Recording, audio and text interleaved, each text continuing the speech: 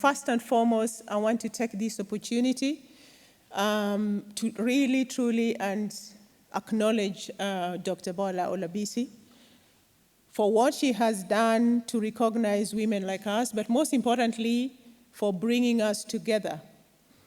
We take for granted a lot of times that the effort that goes into making events like this, but more so to sustain an organization for over 20 years. I'm so proud to be able to say that I'm a 3 times GlobalWIIN award winner for invention and innovation. And I do hope, Dr. Bola, that I live truly to the vision that you have for women inventors, innovators. I have not rested, but I have continued to commit to the passion and commitment I have for what I set up to do. I tell my children every day, because I believe I'm a great mentor for them. I don't sit down to mentor them, but I hope they look at me and look up to me to say, we want to be like her, because I have come a long way to where I am today. I have great passion for what I'm going to be talking about. It's been a journey for me, and I'll try to make this in 10 minutes, 5 minutes if I can, but probably 10 minutes if I'm allowed. And my history is a long one. I tell my children I was born in Africa where I went to school barefoot. So I have a great admiration when I see women inventors, innovators talking about ideas and the fears they had when they first had that initial idea that this could happen, this is something that is needed, and to take the courage to actually follow their intuition. As I said, I've come a long way. I was born in Kenya many years ago. I'm not young. I'm 55 years old. I don't look it. But when I first started my career as an accountant is because of the society pressure that believed that people from my part of the world, Western Kenya, were more academically able. So you are either a pilot, a doctor, an engineer, or a professor, or some sort of academician, of which I did in the first years of my life, and studied accounting and finance as my first degree. But fast forward, coming into the United Kingdom 33 years ago, I've been in the UK for 33 years. And I think what I'm going to talk about today is more of a journey of discovery, but also a journey of accepting that I am part of the solution of the problems of every day. And if I do not take that mandate to take the responsibility, to be able to acknowledge that I potentially could do something about whatever it is, the problem that I see in the society today, then perhaps I'm going to die with the very reason that I was created. I'm a great believer that all of us were gifted, and we are here for a very specific reason in life. And I say to my children, if I don't die a millionaire, I want to die knowing that everything that I have that God gave me, I have left it on this world. I take nothing with me. I want to leave it all. And with this attitude, I have no fear of mentoring or sharing ideas with others. And probably this puts me in a problem with protecting my inventions and ideas, because I just give it as it comes. But truly, I believe the more I give, the more I get to learn. So there's more in giving than in just taking. So I'm just going to talk about the company that I set up. Just go back slightly. It's called Sakoma Global Foods Innovation. It initially started as a small business idea for educating people from African communities about how to work in the UK. A lot of us take for granted that you can turn up and apply for a job. But if you come into this country or in this world, developed country, as a migrant, you face a lot of challenges. Simple things like, how do you write your CV? You turn up with a 20-page CV, you're told you're too qualified. You turn up with no CV, we say we can't shortlist you. You can't speak the language, you don't know about work skills. You know, like you turn up, they show you a computer and a password. Where I come from in Africa, the induction is 5 days or 5 months. Somebody's sitting there and teaching me what I'm supposed to do at work.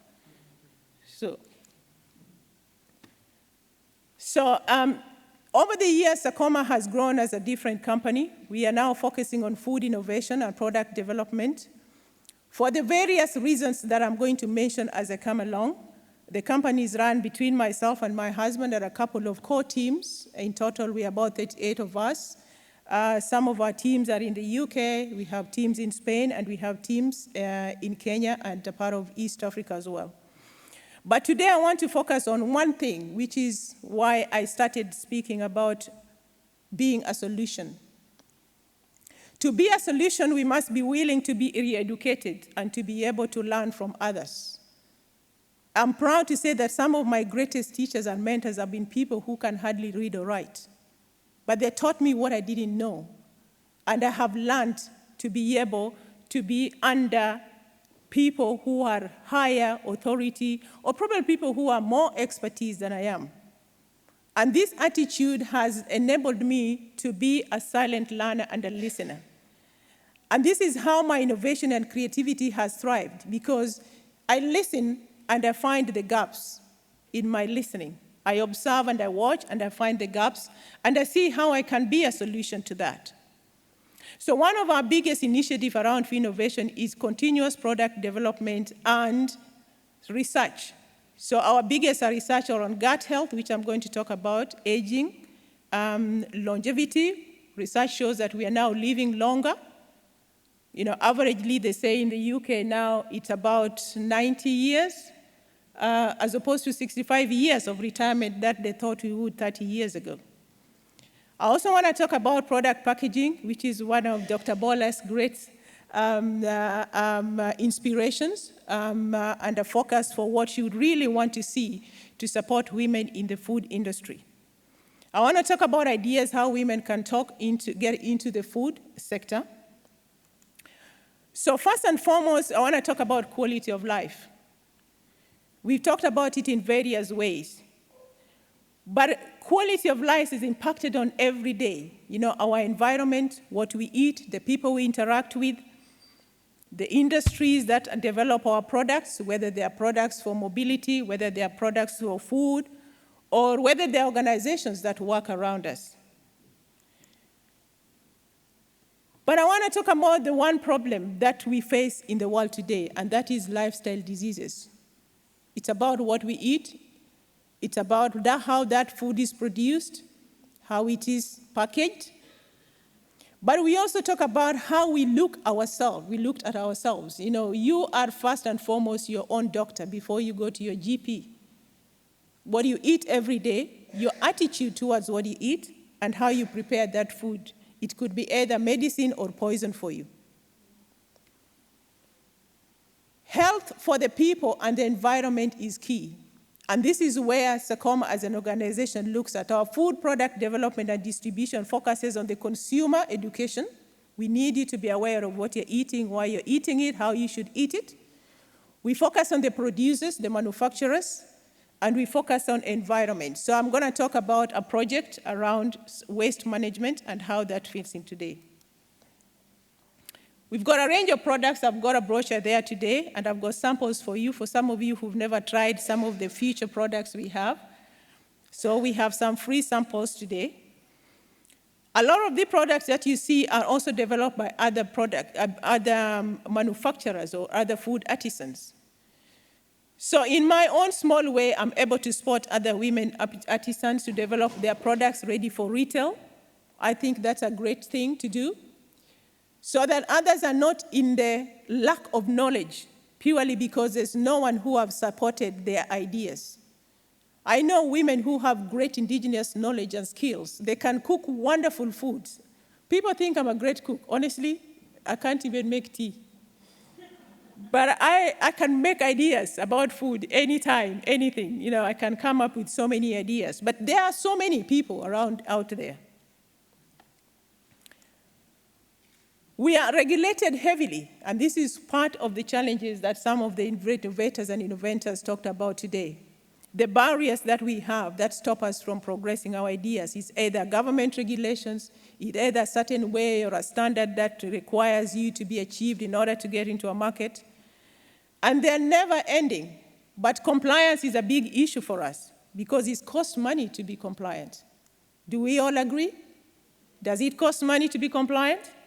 Yes, it does. To get your patent, we've talked about today, is how much it costs, how long it takes, who you need, the experts you need. But a few things we can do in the journey to a healthy, well-being individuals. Because you're not going to create and innovate if you're not well. If you're lying in your hospital bed, or if you can't wake up in the morning, you have migraine, you have headache, you have stomachache, you have diarrhea, you have everything. You're not going to have the mind to be able to create and innovate and have the confidence to know that you're ready whenever you're called on. So first and foremost, we talk about consumer awareness and education. How do you educate yourself to eat the right thing, to find the right thing? How do you know what is right and what is wrong? And to be honest, food manufacturers like us are not here to make you well. We are here to sell food products. A few are ethical. They do everything they do within regulations. We consume a lot of products that are heavily, have a lot of preservatives, and we are building a lot of chemicals in our body, falling ill silently and slowly. But the manufacturers are not here to educate you, and you can't blame them. They're here to sell and to make profits. We want to talk about green skills. This environment, this is where we are. This is the earth, unless, of course, I have had a few people who are going to space. But before they go to space, they're still with us down here. So we need to look after this environment. We want to talk about circular economy, and I also want to talk about sustainability and packaging. So I'll run quickly through a few of these ideas, hoping I still have 5 minutes. I didn't put on my timing.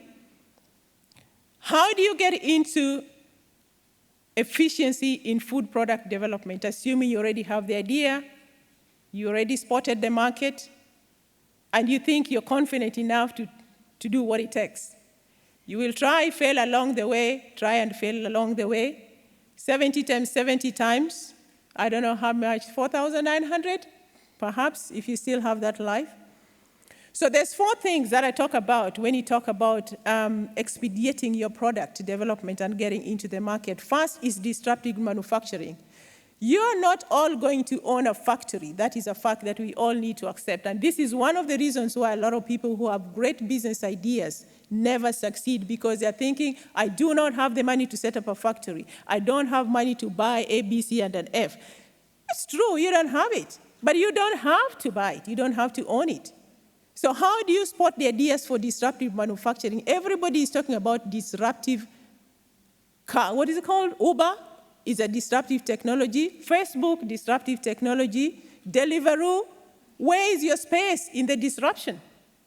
You're not going to do things manually like we did before. The world has moved on, and it's moving on at a faster pace.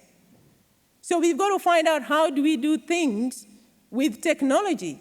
It's not just people who are manufacturing and going to space and developing wings of airplanes and cars and stuff. You know, every day is an opportunity for us to disrupt something. Then I'm going to talk about indigenous knowledge, the things that you know. This is the things that you're born. You can do them when you wake up at 3 a.m. in the morning. This is the beginning of that seed of innovation and creativity. But we take for granted the things we know because we think everybody knows them. How many times you think of an idea, you think, this is just, everybody should know it. And then you tell it to somebody and they think this is amazing. So what is that indigenous knowledge, skills that you can just do it without ever sitting in any school or any classroom? And then I want to talk about supporting innovation and inventors. First and foremost, collaboration is key. That is part of my first ingredient for everything I've talked about there. If you're not willing to collaborate or share what you know, people will not share what they know with you. So here today, I know there have been a couple of suggestions of how we can take this forward. But how if we came together to be independent companies that can have a common vision? I have 1 minute? Yes, I've been told I have 1 minute. So I have to wrap up. So I think, actually, I was very close to finishing. So these are just some of the technologies around food innovation, about your food and how you test them. But I want to finally close with one last thing. about nature's perfect upcycling machines. I know a lot of us have talked about this. It's the new future foods we are talking about. I have some samples there. Because in food product innovation, we are looking at things that I've done before, things that have never been done, things that can be done naturally. So we are into this space of actually using some of the natural ingredients. So today, up on my table there, if you've never tried it before, how many of you have heard about alternative proteins? Please don't tell me about plant-based proteins. You've heard about other alternatives. Proteins, alternative proteins. There you've got chicken, you've got meat, you've got other things. But we are working on a product called insect for food, for feed, and for bio-waste management. So today I have insect for food that you can eat. They're actually farmed within regulations as they farm your chicken. So they're not coming from the backyard of my house. But we have insect for feed, for feeding other animals like chicken, like fish, so that you can eat them. So they're all in the food chain. But we have insect for waste management, in upcycling your waste for all this. So please talk to me and see how we can do this. This is my other great idea of circularity and moving your goods safely. Ladies and gentlemen, allow me to leave this podium and to say thank you so much. You've been a wonderful, attentive audience.